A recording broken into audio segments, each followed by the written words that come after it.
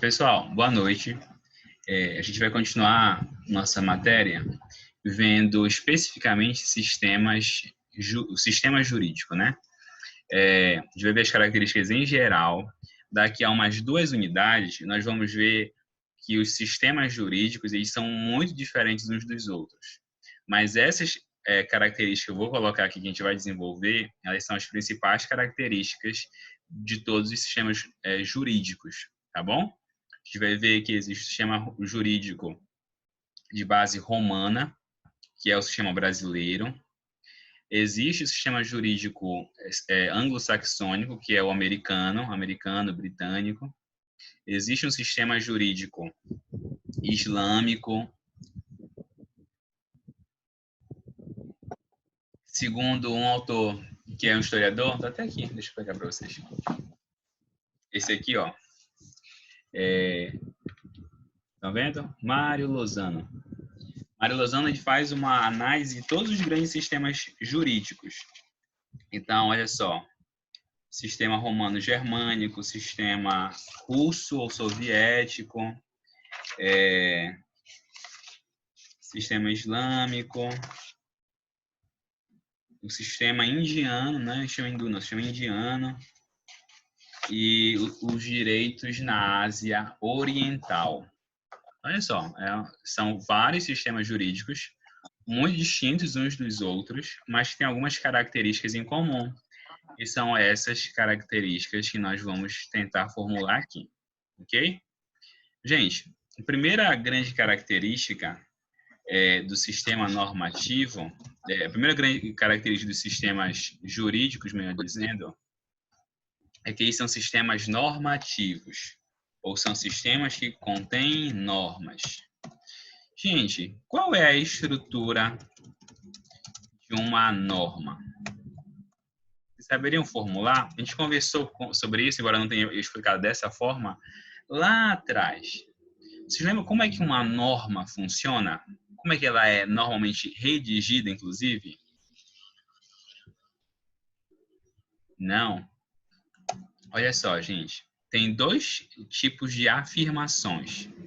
A afirmação do seguinte tipo. Vou colocar assim. S, E, P. Tá bom? A norma, ela é dessa forma? Então, por exemplo, assim. Homem. Ou vou colocar até para combinar. O homem é P, ser vivo. É assim que funciona uma norma jurídica? S é P, S é alguma coisa? Não, né? A norma jurídica é o seguinte: se S, então deve ser P. A gente vai dizer que existe uma segunda consequência. Se não S, então X. Professor, muito complicado isso. Está parecendo aula de fórmula de matemática. Gente, bora pensar de forma mais simples, tá? Quando eu digo assim, o ser humano ele é um ser vivo. Eu estou dizendo uma norma? Eu estou dando uma norma para vocês? Não. Eu estou dando o quê, então? Vocês lembram? A gente viu lá atrás, puxa na memória, se puxa, faz uma forcinha. Não lembra? Gente, SEP é um tipo de descrição. É um tipo de descrição. E aí eu posso mudar e dizer assim, qualquer descrição aqui é cabível. Então, o homem é um ser vivo. Vou tirar daqui para não ficar confuso. SEP. Então, posso dizer com certeza que o homem é um ser vivo.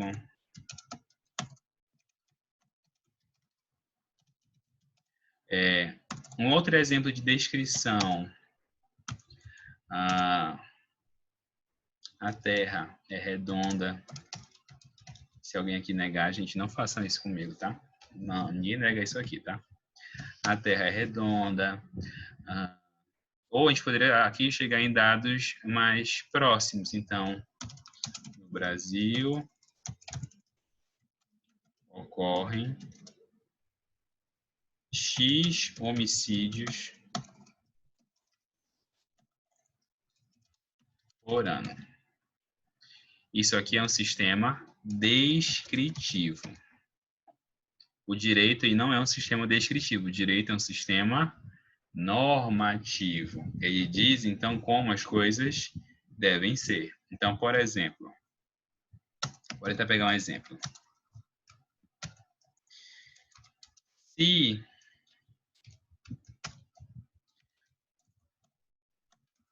Se você assinou um contrato, então o que, gente? Se você assinou um contrato, qual é a consequência? Se você assinou um contrato, então, isso, você deve cumprir o contrato. Bora lá. Na verdade, não, eu errei aqui, gente. Olha só. Então, por isso que vocês não estavam entendendo a minha fórmula. Se não P, então X. Então, olha só. Se você assinou um contrato, você deve cumprir o contrato. Se o contrato for descumprido, o que acontece se você descumprir um contrato? Quem sabe? Pode chutar. Nós vamos ver só lá no terceiro semestre isso. Sanções. Aqui a gente chama de... que é um tipo de sanção, né? É a chamada responsabilidade. É uma sanção, tá certo? É a responsabilidade. Se o contrato for descumprido, eu vou até colocar no mesmo tempo, não for cumprido, para ficar igualzinho como coloquei na fórmula. Olha só, se você assinou o contrato, então você deve cumprir o contrato. Se o contrato não for cumprido, eu vou copiar exatamente aqui para não ter nem dúvida. Olha só. Opa. Se você... Aí, olha só, eu vou trocar o deve por não. Se você não cumprir o contrato, então deve ser responsabilizado. O famoso danos morais, materiais, etc.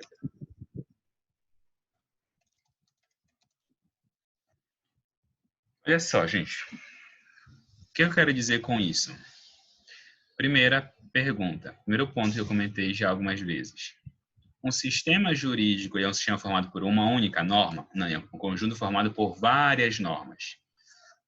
Qual é a primeira grande característica de qualquer norma? É que a norma, ela determina como a conduta deve se dar. Bora lá. As normas determinam como a conduta humana deve se dar. Então, ela diz como eu devo agir. Elas dizem como devemos agir em certas circunstâncias.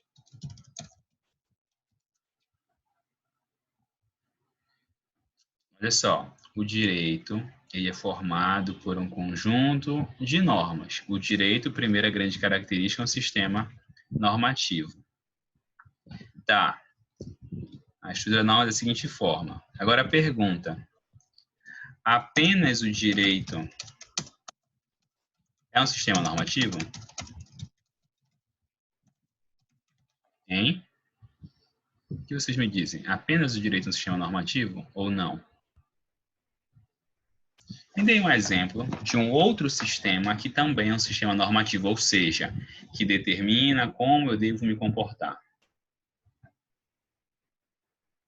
Perfeito. O sistema religioso e o moral. O sistema moral e o sistema religioso também são normativos. Ok. Primeira grande característica. Segunda grande característica do sistema jurídico é que ele regula o exercício da coação. Então, ele é um sistema normativo, regula o exercício da coação. Ou seja, gente, bora puxar um pouquinho o que vocês viram lá em ciência política. O que caracteriza o Estado?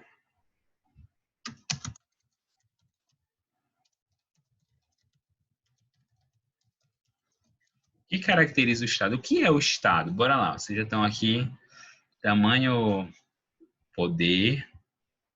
Isso mesmo. Nem precisa enrolar muito. O Estado, vai dizer Weber, é a comunidade humana que detém o monopólio do uso legítimo da força. Ok? Então tá. O Estado é caracterizado pelo monopólio do uso legítimo da força, segundo Max Weber. Ok? É isso que define o Estado. Mas o que caracteriza a força do Estado? É que ela é uma força legítima, ou seja, ela é exercida formalmente, ou seja, é oficial. Existe a gente vai ver já isso, existe uma formalidade e um sistema oficial de aplicação da força. Agora, o que é coação, efetivamente, gente? A gente viu lá em Hart isso, só puxar pela memória. O que é coação, efetivamente? Opa. O que é coação? Alguém consegue tentar formular para mim?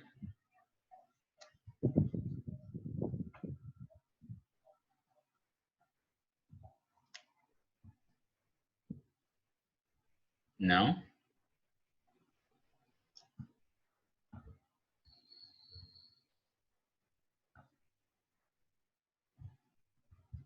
O uso da força de uma forma arbitrária, pode ser o caso.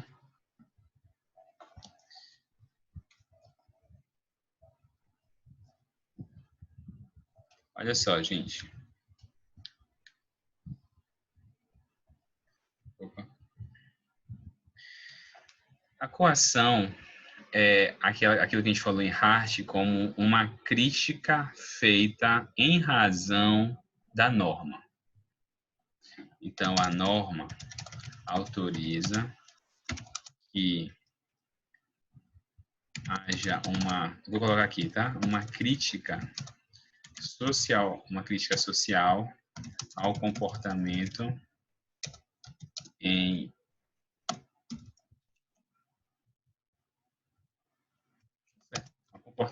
descompasso com ela. Então, olha só. Toda vez que você deveria ter um comportamento que seguisse a norma. Ou, deixa eu tentar, meu Deus, aqui. Não vai dar certo. Tá. Aqui, é o mais próximo que eu consigo. Você deveria ter um comportamento que fosse adequado, que fosse ajustado à norma. Quando o seu comportamento ele é deslocado ou ele se separa desse padrão que a norma estabeleceu, a norma autoriza que haja um tipo de crítica, haja um tipo de pressão social, haja uma crítica ou pressão social sobre o comportamento ou sobre a pessoa que praticou o comportamento em descompasso com ela. Então, olha só, toda vez que você, de novo, tem um comportamento desviante, esse é um termo que vocês vão ouvir muito lá em criminologia, o comportamento desviante. O que é um comportamento desviante? É um comportamento que se desprega, se age em descompasso com esse padrão instituído pela norma, ok? Gente, por que eu estou dizendo isto de uma forma tão genérica? Então, tá. O Estado, só para a gente voltar, né? O Estado é caracterizado pelo monopólio do uso legítimo da força, então sua força é exercida formalmente. Portanto, uma forma de coação. Aí vem a pergunta: mas essa é a única forma de coação que existe? O que vocês me dizem?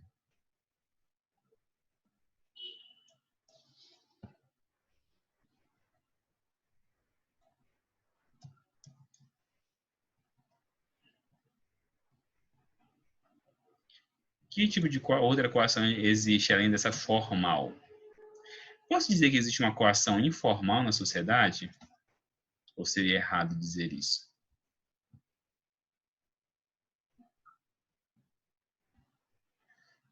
Me dê um exemplo. Tentem formular para mim um exemplo. Pode ser no microfone, se vocês não ficarem tímidos. De uma coação que a gente pode sofrer que não seja uma coação formal do Estado. É verdade, é um bom exemplo, tá? Aí você tem uma coação também naquele caso que eu dei no meu dia de aula, não foi? O Tribunal do Tráfico. Só que é um caso bem problemático, por quê? Porque ali é uma coação que é contrária do Estado, ela se opõe do Estado. Existe alguma coação que anda paralela do Estado, ou seja, assim, que não se opõe a dele? Isso, a moral. A moral é um bom exemplo. Então, se você vai, por exemplo, se você vai na igreja, quer dizer, eu não sei, depende da igreja que você vai. Se você vai na igreja de short, mas eu acho que é extremamente inadequado, tá? Se você vai, eu acho que você deveria rever. Mas se você vai na igreja de short, você descumpriu uma norma religiosa, né? Você se espera que você vá à igreja com uma roupa apropriada. Você vai sofrer uma coação? Vai. Não vai ser uma coação formal ou uma coação oficial do Estado. Mas você vai sofrer uma pressão social. Você vai, de repente, pode ser chamado a atenção, você pode, enfim, dando toques, olhares, exatamente. Você sente uma pressão social em razão do seu comportamento desviante. Claro isso? Então tá. Se o direito é normativo e se o direito também é coativo, a gente vai dizer assim, ó, o direito é coercitivo ou coativo, tá bom? O direito é normativo e coativo, mas é só o direito que é normativo e coercitivo? Não. Então, qual é a diferença, gente, disso tudo? Começa no terceiro, que o terceiro está interligado com o quarto. Como o direito ele está baseado em um uso legítimo da força, a aplicação das normas jurídicas e, consequentemente, de suas sanções se dá por meio de instituições formalmente estabelecidas. Ok? Então, olha só, qual é a grande diferença aqui?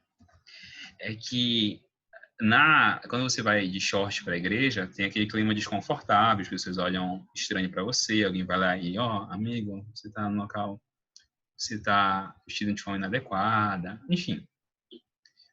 Só que isso é feito de forma oficial? Não. Não há um tribunal oficial para isso. Agora, o sistema do direito ele é oficial. Então, por exemplo, eu sempre eu estou querendo ser mais criativo, mas eu não consigo, gente. Eu sou uma pessoa com baixa criatividade. Deixa eu pensar um outro crime que eu possa acusar um de vocês. Deixa eu ver, um crime, pelo menos um crime interessante, né? Não sei, eu não sou bom, não sou do crime. O Gabriel, vamos para o direito civil, então, o direito civil eu entendo. O Gabriel, ele ficou divulgando notícias falsas sobre uma empresa de Belém. E aí disse, sei lá, disse que os produtos que ela vendia eram produtos falsificados e tal, divulgou na internet só, e aí viralizou, só que era mentira. E aí descobriram que era mentira e tal, e a empresa, por causa dessa postura do Gabriel, sofreu uma série de problemas. A empresa teve redução de vendas e por aí vai. A empresa pode processar o Gabriel? Eu falei Gabriel ou Daniel, nem lembro, mas enfim, o Gabriel que eu estou pensando. A empresa pode processar o Gabriel? Ela pode, tá bom? Ela pode. Se a sua conduta ela foi ilícita, ou seja, não era uma conduta protegida pelo direito e você causou um prejuízo, você tem que ser responsabilizado. Gente, como é que acontece isso? A empresa bate lá na casa do Gabriel, cobra o Gabriel, enche a paciência dele até de pagar? É assim que funciona? Não. A empresa vai contratar um advogado, vai ajuizar uma ação contra o Gabriel vai ser chamado a se manifestar, a se pronunciar e assim vai. Ou seja, o que eu quero dizer com isso? É que se o Gabriel vai ser considerado responsável ou não por esse prejuízo, é uma questão que vai ser formalmente resolvida. Bora pensar, só para a gente ter um exemplo mais simples, né? Sai uma fofoca qualquer. Deixa eu pensar. Não, eu não vou evitar fofoca porque é charla sendo gravada, né? Vai que depois vocês cortam. Mas uma fofoca qualquer. A atriz fulana de tal traiu o marido. Sai naqueles portais de famosos. A atriz fulana de tal traiu o marido. Gente, pergunta. A gente vai saber em algum momento de verdade se ela traiu o marido ou não? Vai sair assim uma resposta formal? Vai haver um julgamento formal para dizer se ela traiu o marido ou não? Não vou nem usar o marido, porque aí tem a questão do adultério, pode... Não. Traiu o namorado, tá bom? Aqueles namoros. Isso, lá no João Kleber. Saiu assim, fulana de tal traiu o namorado. Famosos, tá? Gente, não vai sair nenhuma notícia, não vai sair nenhum resultado formal disso. Por que não? Porque essa é uma análise que não é uma análise institucionalizada. É igual, por exemplo, de novo, alguém foi na igreja de short. Vai sair assim, um pronunciamento oficial condenando a pessoa por ter quebrado uma regra moral ou religiosa? Não, não vai sair. Agora, no direito sai. Então, é por isso que a gente diz assim, fulano foi acusado de, de homicídio. Fulano foi acusado de corrupção. Por que a gente diz assim, foi acusado? Porque essa é a forma correta de falar. Porque só depois que houver esse pronunciamento formal, institucional, é que eu posso dizer, ele cometeu, peculato. Ele cometeu improbidade administrativa. Porque é só depois que houver o pronunciamento formal é que eu tenho, então, uma solução formal daquele caso. Agora, se a fulana de tal traiu o namorado, nunca vai ter uma solução formal. Por que não? Porque essa resposta ou esse caso, ele não vai ser analisado de forma institucional, por meio de instituições responsáveis por isso. Ficou clara essa característica? Então, gente, a gente já consegue perceber. Esse aspecto institucional ele é compartilhado por outros sistemas?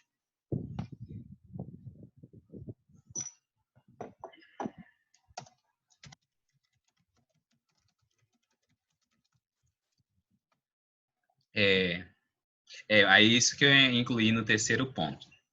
Ainda no terceiro ponto. Essas instituições formalmente estabelecidas, elas têm a autoridade do Estado. Qual é a consequência de ter uma autoridade do Estado? Vou dar uma palavrinha que também é importante. O Estado tem um monopólio no uso legítimo da força.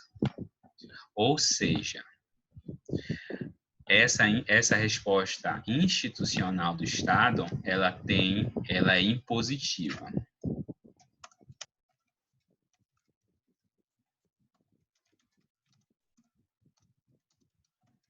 Agora ela tem um certo imperativa. Ela se impõe contra a sua vontade. Ela se impõe contra a sua vontade. Aí, por que eu disse isso? Antes até do Gabriel comentar. Porque aqui a gente está falando de instituições públicas. Porque existem, às vezes, instituições religiosas que fazem isso, que é o famoso o direito canônico, por exemplo. O direito canônico é um ramo do direito, inclusive. Só que é um direito não estatal. É um direito não estatal. Por isso, as aplicações do direito canônico são restritas àquela instituição. Então, aquela instituição, no caso, a Igreja Católica, que analisa o direito canônico. Ela é capaz de impor, por exemplo, uma punição fora das previsões dela mesma? Não. As implicações ou as sanções ou a coerção que ela exerce é uma coerção interna. Já do Estado, não. Ela é uma coerção geral. Ela se impõe contra a nossa vontade. Ok?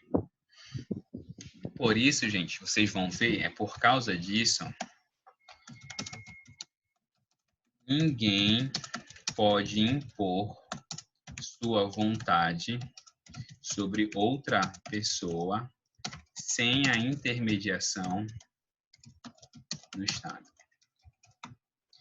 Vou até colocar aqui como regra, porque tem algumas pouquíssimas exceções. Então, olha só.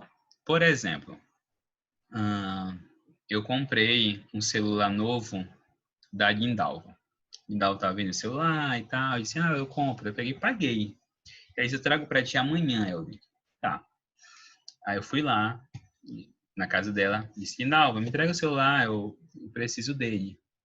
Amanhã, né? Fui lá, depois, no dia fixado. Aí disse, Elden, tô ocupado agora. Primeiro dia, segundo dia, fui lá de novo, no terceiro dia de novo, aí no quarto dia de novo, eu comecei a dizer, ela não vai me entregar mais, eu já paguei o celular todo.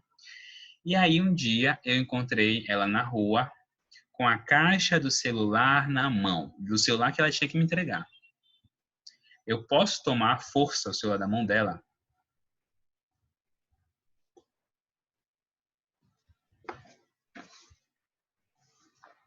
O que é que vocês me dizem? Não, eu não posso. Por que eu não posso? Porque eu não posso impor a minha vontade sobre a dela, mesmo que seja o meu celular. E olha só, vamos supor um caso, eu vou até dar um exemplo talvez mais pitoresco. Vamos supor que eu emprestei o meu celular para ela, é meu. Ela tinha que devolver e não devolveu. Aí encontrei ela um dia. Posso tomar a força? Não posso. Não posso. Nega até o fim. Não posso. Por que eu não posso, gente? Porque quem pode impor a sua vontade é o Estado. Por isso a palavrinha aqui, monopólio. Ok? Até aqui, gente? Ninguém perdido? Não? Ok.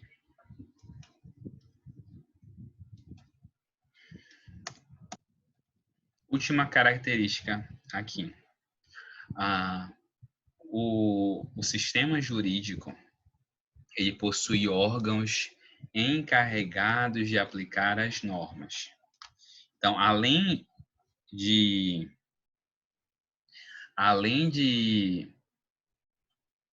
ser uma aplicação formal, ou seja, oficial do Estado, dentro do Estado existem instituições específicas que são encarregadas de aplicar as normas jurídicas. Ou seja, essas normas não podem ser aplicadas por qualquer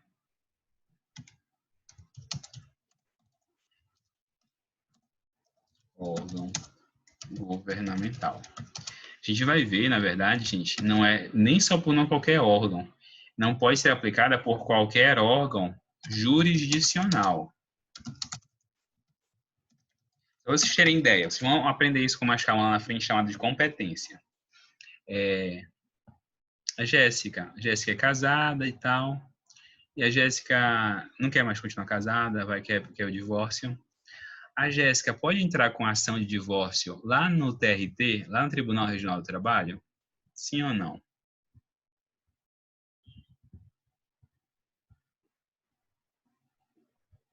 Não. Por que não? Porque ele não é um órgão responsável pela aplicação dessa norma. Então, olha só, bora entender aqui. Ele é um órgão estatal? Sim. Ele é um órgão do judiciário? Sim. Só que ele não é o órgão específico para analisar essa norma jurídica. Assim como se a Jéssica quisesse entrar com uma ação contra o empregador dela, ela não iria procurar uma vara de família, porque a vara de família não diz respeito a essa norma.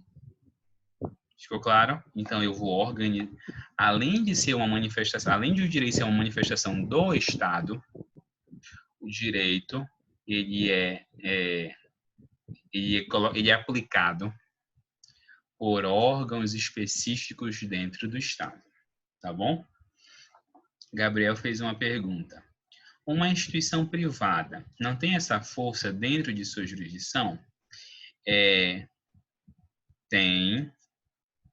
Aí vem um ponto, que vocês vão entender melhor em processo. Primeiro, quando a lei autoriza, e segundo, eu sempre posso questionar dessa instituição o Estado. Então, por exemplo, meu empregador, ele tem o poder de me dar ordens? Sim, ele tem. Juridicamente, ele tem. Ele tem, inclusive, o poder, vocês vão aprender lá em Direito do Trabalho, de te aplicar penalidades. O empregador tem o poder de, de dar ordens e, 2, de aplicar penalidades. O direito dá esse poder a ele. Mas se ele aplicar indevidamente, eu posso recorrer ao Estado? Sim ou não? Sim. Eu sempre posso recorrer ao Estado, porque a palavra final é do Estado. Lembra? Monopólio. Ok até aqui? Sim.